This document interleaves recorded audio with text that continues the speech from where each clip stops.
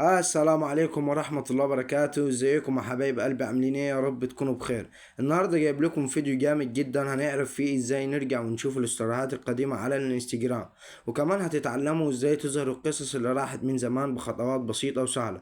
فياريت تركزوا معايا لنهاية الفيديو عشان تشوفوا الطريقة. تعالوا كده يا حبايب قلبي نبدأ بالشرح على طول. طبعا اول حاجة يا جماعة هندخل على تطبيق الانستجرام، بعد كده هنجي على الملف الشخصي بتاعنا وهنلاقي 3 نقط من فوق هندوس عليهم. تمام، هيظهر معانا كلمة الأرشيف دي، هندوس عليها.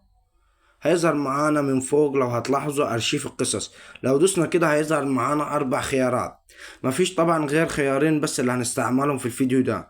أول حاجة معانا أرشيف القصص، وبعد كده معانا أرشيف المنشورات، وبعد كده أرشيف البث المباشر، بعد كده معانا أرشيف اللقطات. هنشوف كده مع بعضنا أرشيف القصص.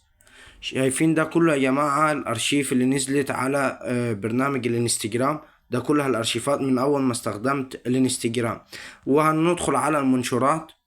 تمام، وبرضو ده كله يا جماعة بوستات برضو نزلت من الانستجرام. هنيجي مثلا يا جماعة على قصص، عايزين مثلا يا جماعة نحفظ القصة دي عندنا كده. تمام، هنيجي هنا يا جماعة، بعد كده ندوس حفظ الفيديو.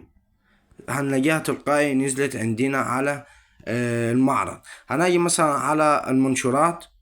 تمام، هنجي مثلا عايزين نعرض المنشور ده. هنجي على ال3 نقط من فوق، هندوس على عرض الملف الشخصي.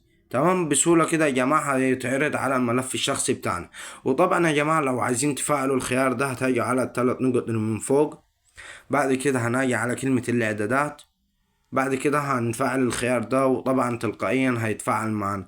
وكده يا حبايب قلبي نكون وصلنا لنهاية الفيديو. يا رب الفيديو يكون عجبكم وبإذن الله يعجبكم. مع السلامة حبايب قلبي، سلام.